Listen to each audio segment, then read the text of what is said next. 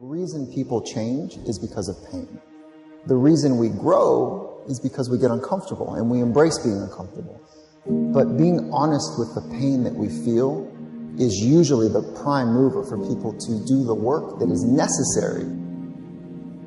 Average person, you and I have about 75,000 thoughts a day rattling around in this thing we call our brains and our minds. 75,000 of them. The crazy thing is 91% of those thoughts are identical to the previous day and are identical to the day before that and the day before that and the day before that. You're not a procrastinator.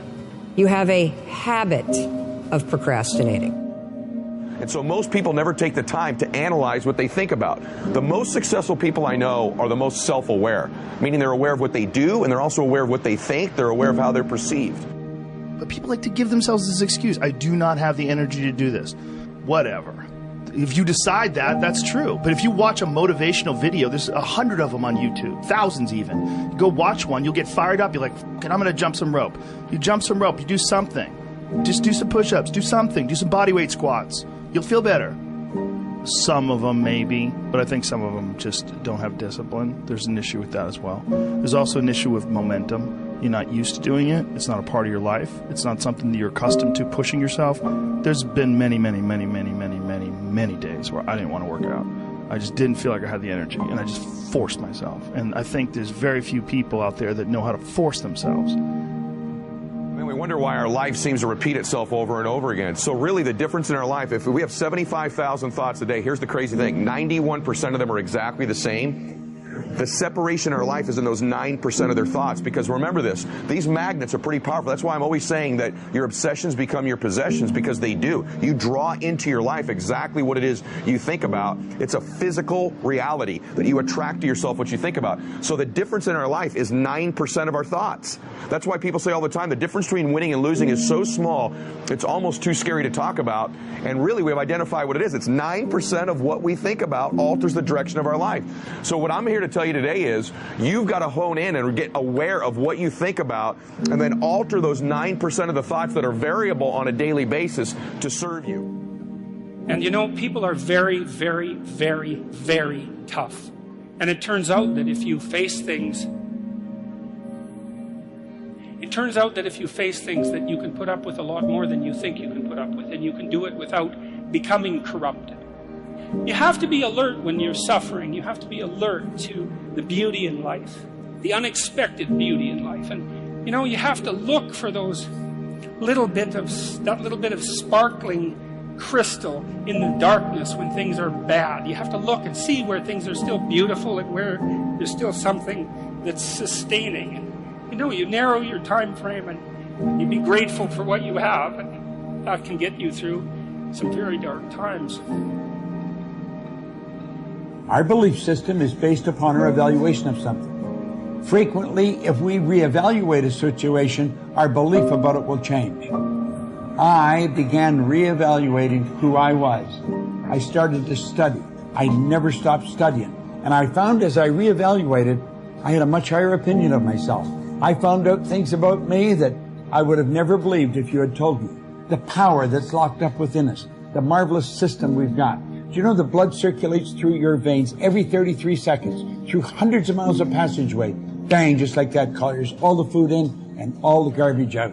Stop and think of the central nervous system. It's the most complex electrical system in the world. And you've got it. Think of your brain, an electronic switching station like that. You can change the vibration of yourself and everything around you. We have awesome powers, and it's all based on what you believe about you. If you want to change yourself, if you want to acquire something, if there's some goal that you want to reach, changing your behaviors, overcoming negative habits, it's challenging. It's hard. Most people go through life never discovering what their talents are. Most people never develop their talents. The only thing that's going to make you happy, my friend, in this year or any other, is to step up. It's to raise the standard. It's to discover what you're capable of and feel that incredible power pushing through whatever's holding you back and get to the other side of more of your true self. That's what this game's all about. When you step into your fears, and continue to push yourself to go on, something happens for you. If you look at somebody who's really successful and you think, wow, I mean, they're so amazing, they're such a genius, you got to dig underneath and you got to remember something. People are rewarded in public for what they practice for years in private. If you don't develop the courage to do that which has been given you to do, and you spend a lot of time going around trying to convince other people or trying to get their approval, what will happen is that you will lose your nerve. And other people will convince you that what you're doing doesn't have any value, and you'll give up on your dream. How much time do you have left? How much time do you have left? Jeremiah said, "Your word, O Lord, is like fire shut up in my bones." I believe there are some dreams shut up in you. Like fire, you're going to feel your destiny calling out. May not have happened the first time. The loan didn't go through. You didn't get chosen for the part. The medical report wasn't good. That's okay. This is a new day. What God started, He's going to finish.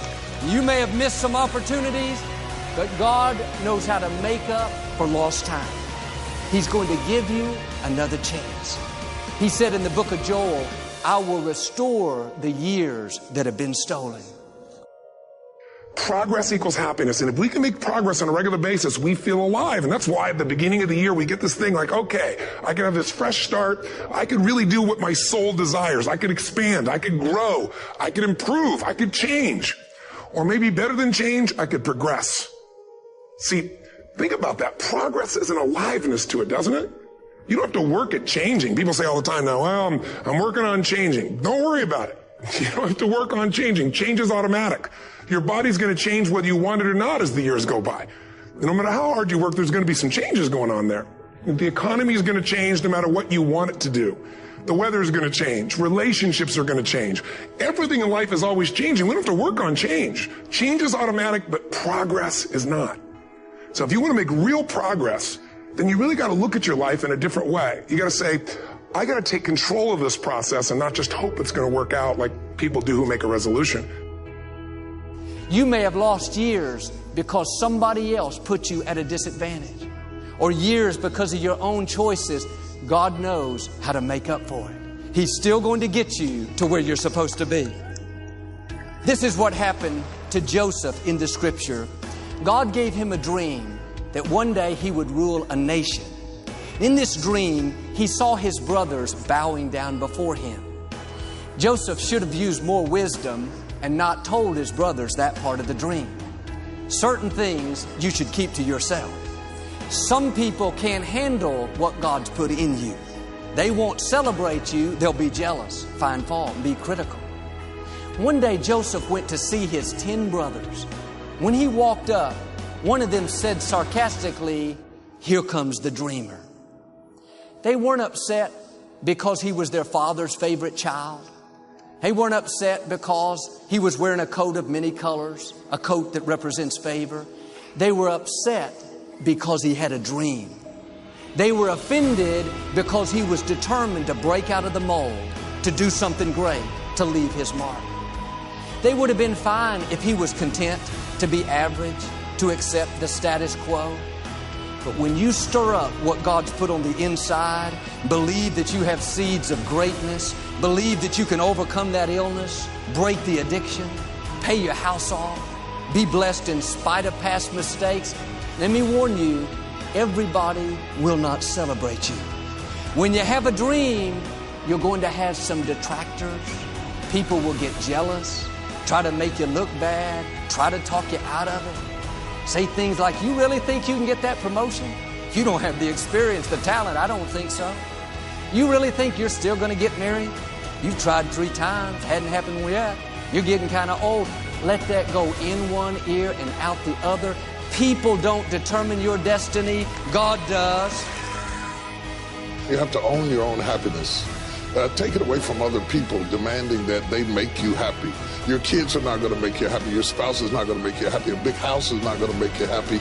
Own your own happiness and be responsible for doing those things that bring joy into your own heart, independently of life and people and money and all of that stuff. Right. It doesn't necessarily give you a happiness. You have to take responsibility of that peace and that joy that lives inside of your heart and not inside of your stuff.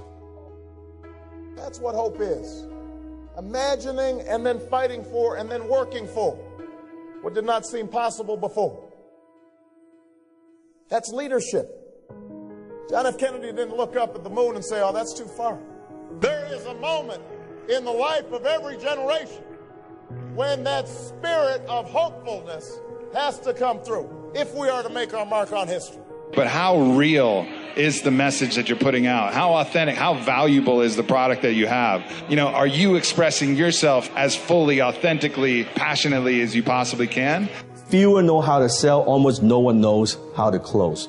When you can close anyone at any time, it means that you have the ability to generate revenue at any moment. You can't be what you can't see. If I never meet a billionaire, I wouldn't want to be one. Because I wouldn't know what that feels like. I don't know what it looks like. I don't know what it takes. What am I good at? What do I love? What does the world need? And how do I get paid for it? To me, those four help you unlock your passion. I often say to people, your passion is for you, your purpose is for others. Your passion makes you happy. But when you use your passion to make a difference in someone else's life, that's a service, that's a purpose.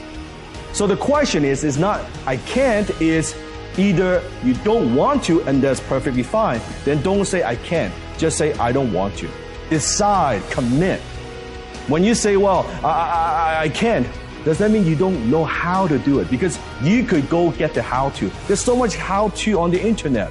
You could go find a way, you can take a program, go to an event, learn from a mentor, do something. You have the abilities. So it has to be down that low, that literally is something in you that's at the core of your soul.